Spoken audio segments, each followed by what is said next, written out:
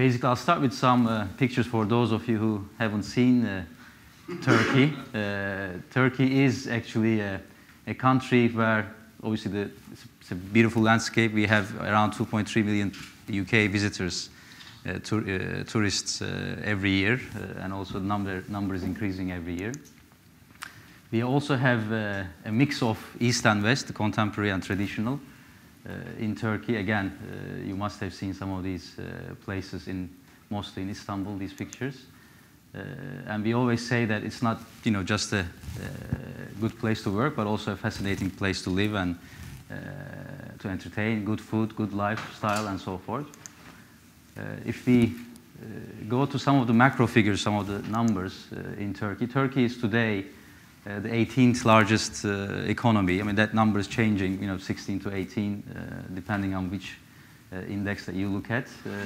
But obviously, Turkey is also a member of OECD and many other organizations. The population is around 75 million, so it's a fairly large company compared to most of the European countries. In terms of landscape, total landscape is bigger than Germany, Italy, Austria, and Holland. So it has a massive landscape, I would say. And in terms of the location, Turkey is, we always say, strategically located. I always resemble it to the UK's position, actually. We are just at the edge of Europe, basically, European Union, but also in the middle of Middle East and North Africa, ex-CIS countries, obviously very close to Russia. So it has proximity to a very large market. In the total GDP is around $25 trillion. This is the radius that you can fly within 4 hours from Istanbul. Hence, makes it easier to do business. I'm not going to go into detail, but we are seeing a lot of multinational companies opening regional hubs in Turkey, like GE Healthcare, like Microsoft. GlaxoSmithKline recently moved their headquarters from Dubai to Istanbul, for example. So, I mean, that is a trend. Obviously, in this map, I guess one other critical input is Turkish Airlines. What we've seen over the last 10 years, Turkish Airlines has been a phenomenal growth story in its own, I mean, resembling the country's performance. They are targeting to fly to 250 destinations by the end of 2013, which is the largest in terms of number of destinations that any airline flies globally. So, in its own, I think Turkish Airlines have done a great job in terms of their growth and access to various different markets. And if you, again, I think tourism has relevance with real estate markets, and Turkey has just actually surpassed the UK last year to become the 6th most visited destination in the world. Again, we are getting just about, I think, about 30 million tourists every year, again, depending on the calculations. And the tourism revenues is around $25 billion US. They're going to change the methodology, I hear, so it's going to be probably around $30 billion US when you add up the sort of GSM revenues and so forth, the roaming charges. And if you look at sort of the basic macro numbers, I mean, the economy is around 800 billion US dollars. This is in nominal terms. The GDP per capita is around 10,500 US dollars. The 2012 end numbers are not out yet, but we are expecting between 2.5% to 3% growth of 2011 numbers. So it is a sizable economy. I think more important than that, I'll probably come to that. I mean, Turkey, the government, and also a couple of the investment banks estimate Turkey to become one of the top 10 largest economies in the world globally. I mean, the timing is, is different depending on who you ask, but definitely the estimates are before 2050, according to the government, hopefully within sort of 2020, 2030 area, Turkey is likely to be one of the top 10 largest economies in the world. This is in nominal terms, not PPP based, and the second largest economy in Europe after Germany. So those are the numbers, I think, to put things into perspective. In terms of growth rates, I mean, Turkey, again, is lucky, I would say, to be able to enjoy rates of more than 5% or so over the last 10 years. Sometimes it has become 9%, 8.5% in Chinese-like growth rates, and then Last year, there was a managed, I would say, slowing down of the economy by the central bank. So we are going to probably see around 2.5 to 3% growth in 2012. We are expecting around 4% growth in 2013, which is also stated in government's midterm program, and then 5% and 5% in the next 2 years. And if you look at the OECD's forecasts, they also estimate a similar growth rate looking into 2017. Again, this is pretty, I think, favorable compared to many other countries globally. And again, I think a statistic which has relevance to real estate market in Turkey is the total leverage in the economy. If you look at the household liability, this number as of 2011 is around 19% now. But obviously compared to Euro area and also to North America, I mean, these numbers are very, very favorable. If you look at the mortgage market, that number is, I think, around 6%. So again, I mean, there is a huge potential for growth in Turkish mortgage market. But the government is being very cautious in the sense that they've seen what happened, obviously, in Spain and in Ireland and in the States. And so they are actually putting in the necessary precautions, I would say. For example, you cannot borrow more than 75% loan to value and stuff like that. I mean, so I guess the government is very well aware of what's happening globally. So they are not really letting things, you know, quote unquote, blow up eventually. So what we're also seeing, if you look at the government's balance sheet, I think that is something that everyone is talking about, especially the financial world. And Turkey has done a great job here. I mean, in terms of, if you look at the debt to GDP, for example, this number, again, this year is going to be around 36%, the public debt to GDP. By 2015, the government is estimating that number to go down to 31%.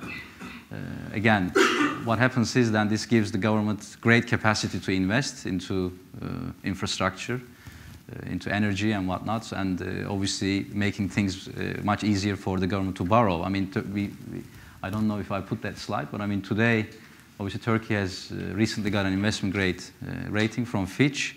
However, even before that, Turkey was able to borrow at much cheaper rates than many of the European countries. So, I mean, the markets are well aware of what's happening in Turkish macro government finances. This I just mentioned. I mean, this is something that we estimate and we hope and we recommend, I think, the other rating agencies to follow. We think Moody's is going to be the next rating agency to follow. I mean, I personally estimate that they're going to come up with a rating upgrade by June this year, even though in their latest conference, they haven't given any indications or hints on that regard. But I mean, that's definitely in 2013. We are expecting another rating upgrade, which is going to be a sea change for Turkey.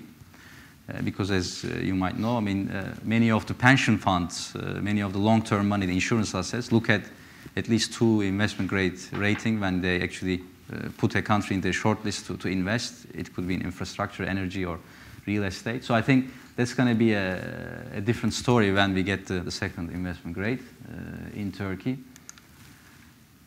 This, just to give you an idea in terms of the vision of 2023, this is a blueprint of what the government wants to achieve. Why 2023? That this is the centennial year of the Turkish Republic.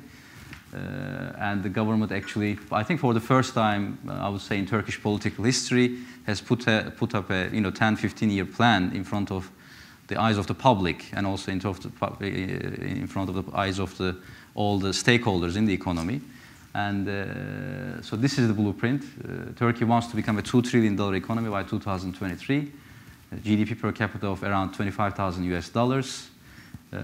We want to increase the research and development share in GDP to 3%, which is above the OECD averages. Tourism revenues to go up to $50 billion. I think we're going to achieve that before that.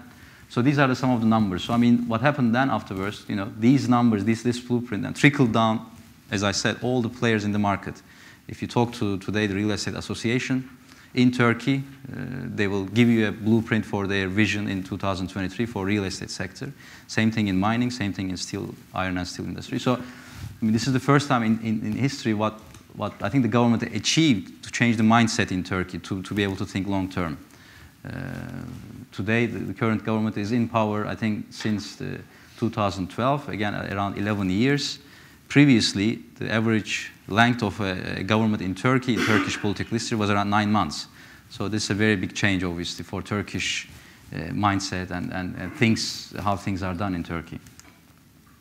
Again, I mean, this is one of the figures that I think Goldman Sachs has predicted, as I mentioned before. They are expecting Turkey to become one of the top 10 economies by 2050.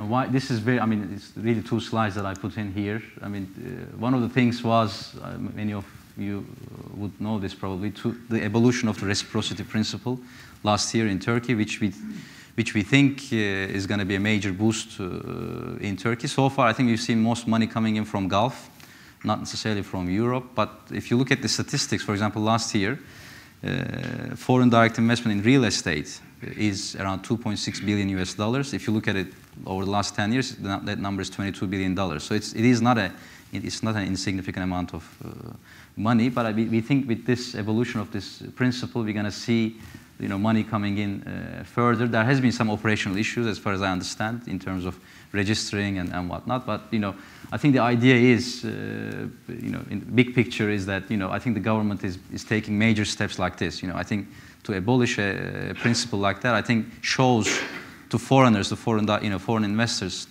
that Turkey is welcoming foreign investment in real estate. Again, I mean, they increase the size of the land that foreigners can purchase, and also obviously eased the restrictions, some of the restrictions that previously existed. I mean, real estate, as the office here in the UK, is one of the sectors that we target because of obviously the London's financial center status. Again, I mean, I'm not too familiar with some of these indices, but for example, according to Pricewaterhouse, Istanbul was one of the most, I think, probably was the most attractive real estate investment market in 2012. As I mentioned, Turkey attracted $22 billion FDI in real estate in the last 9 years. Just a bit of what we do as the agency. We are directly connected to reporting to the Prime Minister himself. We have 2 offices in Istanbul and Ankara, and we have people like myself, advisors globally. I have my colleagues in China, India, in New York, in Germany. So we have, I think, a very good international network of people who are covering investors and strategic and financial investors across the globe. And what happens is we act like a one-stop shop, meaning if there is a foreign investor who wants to come and invest in Turkey, again, depending on which sector it is, our local offices are going to take over, really, literally handhold them to go through. I mean, it could be from anything from licensing to finding the right space and whatnot. I mean, so it's really an A to Z and a one-stop approach that we have in the local offices. This is the network that I mentioned. And I think this was the end of my presentation. Thank you very much.